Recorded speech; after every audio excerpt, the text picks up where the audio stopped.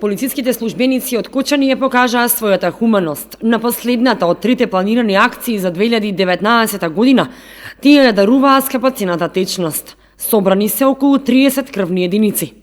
По предходно изготвен план и програма, денеска во полициската станица Кочани спроведуваме крворедителска акција за 2019 година, тековна година, која што ова акција ни е последна.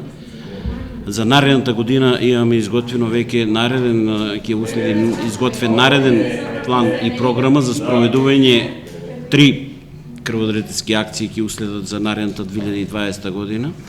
Така до сега се имат пријавено негде околу 35 полициски службеници да даруваат крв.